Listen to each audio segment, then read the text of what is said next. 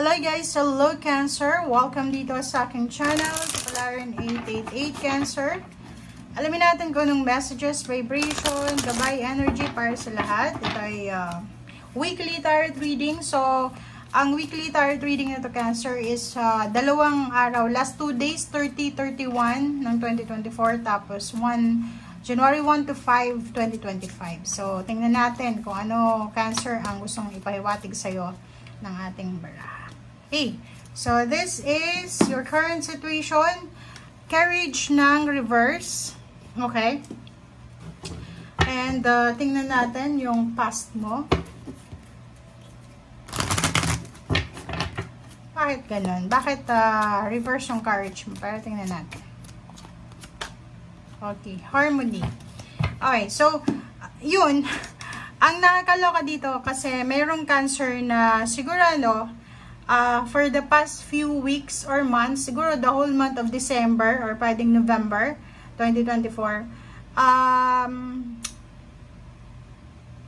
meron kang mga pinagdadaanan sa relationship na wala kang lakas loob na ayusin. Parang ganun. Like for example, may Cancer na nawala ng trabaho or pwedeng medyo hindi maganda yung takbo ng business. So, nakafocus siya doon sa financial niya, which is nakalimutan niya na mayroon siyang asawa, may boyfriend, may girlfriend, may parents, may sibling. So, dahil sa sobrang busy niya sa pagtatrabaho, paghahanap buhay, nakalimutan niya yung relationship niya. Okay? Or pwedeng ganun. So, for the first week of January 2025, nakikita natin dito na yung kawalan mo ng oras ay posibleng bibigyan mo ng oras. Parang ganun. Okay, tingnan natin.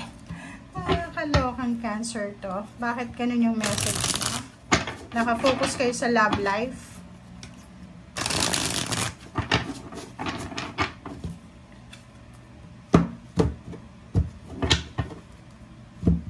Okay, first card natin is the Empress. Wow. Take care of your body kasi masyado kang busy, okay? Masyadong busy yung iba sa inyo dyan na nakakalimutan ng kumain, alagaan yung sarili, ganyan, ganito. So, the Empress, sisimulan mo yung taong ito ng 2025 na marami kang ideas. Pwedeng healthy lifestyle regimen, pwedeng new relationship, new ideas kung paano kikita, kung saan mag-a-apply ng trabaho, paano magsisave ng pera. So, fertile ideas, new ideas para pagkakitaan or para magkaroon ng kung anong paman. Okay? So, nakikita ko sure dito ang daming messages, information, communication regarding money. So, nakikita ko maraming offer ng pera, maraming offer ng trabaho, business partnership or collaboration. So, yun. Pwedeng sa first week ng January ay naghahanap ka ng trabaho, gumagawa ka ng resume, ng biodata, or nag-research ka online. Or pwedeng yung iba sa inyo, ito yung first week of your first job din, or your new job. Parang nakikita natin ganun. So, pwedeng papasok ka sa isang financial portal na magbubukas para sa'yo. So, yung financial problems mo, financial scarcity, or may mga health issues, ay posibleng kailangan nating bigyan ng focus this week. So, meron kang maaalala, kasi parang siguro for several months, marami kang pera siguro. And this week, ito yung pinaka-crucial na linggo para sa'yo kasi pwedeng magsisi ka.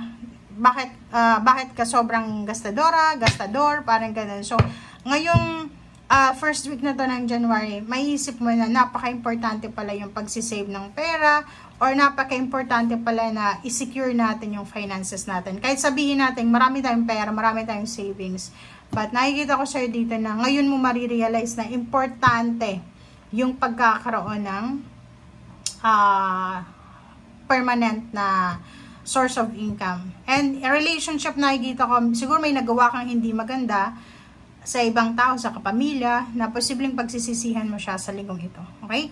Eight of Cups, isang desisyon ang posibleng gagawin mo, Cancer. So, pwedeng yung iba magta-travel abroad, magta-travel far away, hahanapin nila kung saan sila makakakuha ng stable na job, stable na source of income. Okay?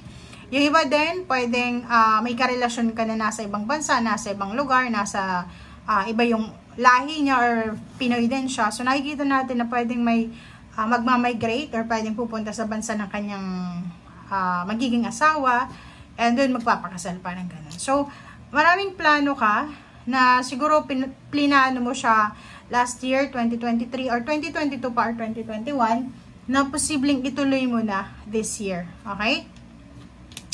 Nakikita ko sa'yo dito na marami kang plano para sa pamilya. It's either plano sa mga anak, kung may anak, sa apo, or pwedeng sa asawa. So nakikita ko marami kayong mga pinaplano, Cancer, na okasyon. Pwedeng yun, selebrasyon ng pamilya, na posibleng yun yung magiging motivation mo sa ngayon. Okay? Five of Rods, be careful, Cancer, kasi mayroong Five of Rods. Yun na nga yung reading natin for past few weeks, na umiwas ka sa pagpo-post sa social media kung ano yung mga nararamdaman mo. Like for example, pag may sama ka ng loob sa asawa, sa pamilya, sa kaibigan, iwasan mong i-post to sa social media. Okay? Ayusin mo siya ng personal, private. Kasi once na nag-post tayo sa social media, meaning naghahanap tayo ng kakampi natin. Hindi tayo naghahanap ng peace and harmony.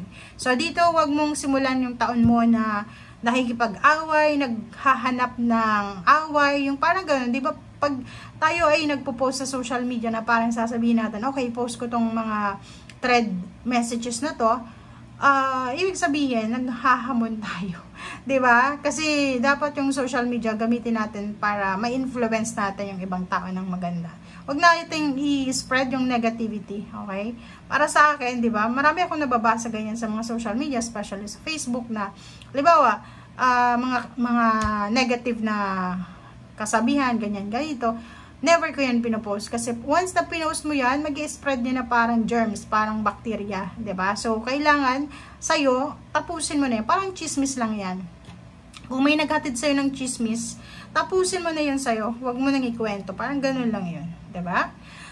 Okay, so nakikita ko sir dito na this January first week, nakikita ko na if first time mo itong mag-apply ng trabaho or wala kang trabaho, mag-a-apply ka, naghahanap ka ng trabaho, parang ang mararamdaman mo dito is mahihirapan kang makipag-rat race, diba? Ang daming mag-a-apply ngayon, ang daming walang trabaho. So, isa ka dun, so pwedeng mahirapan na hanapin ang trabahong ito. Okay?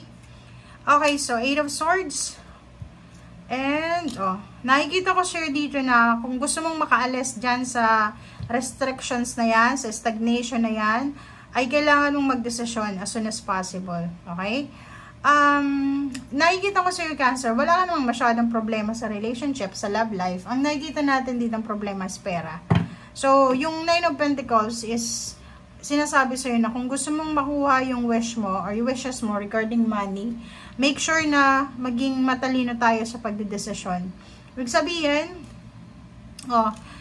if makahawak ka ng pera, be careful sa paghawak, okay? Kasi nakikita ko sir dito, masyadong na-overwhelm ka every time na, diba? 9 of Swords and then 8 of Swords. So, sinasabi sir dito na parang hindi ka mamroblema sa usaping pera, kailangan mong maging matalino.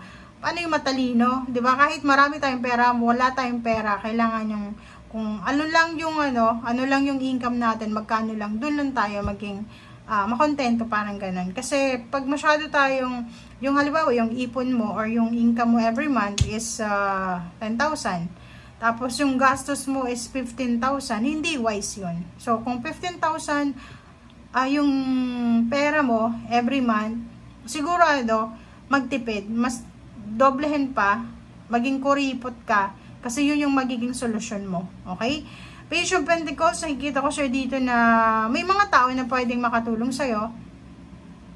Pero nakikita ko sir dito na hindi mo naman kailangan na everyday, every week mong hinga ng tulong. So, yung 6 of Pentacles, sinasabi na may possibilities na talagang may malalapitan ka. May mga tao sa paligid mo na pwedeng mautangan, mahinga ng tulong. But, yun yung sinasabi sir dito na hindi naman lahat ng oras ipapasa natin doon sa taong yon or sa company na yon or sa kung saan pa man. So, be careful kasi masyadong parang direct to the point. Ang sabi sa'yo dito ng 6 of Pentacles na Okay, may balanse. May isang tao na pwedeng magbibigay ng balanse sa'yo sa usaping pera.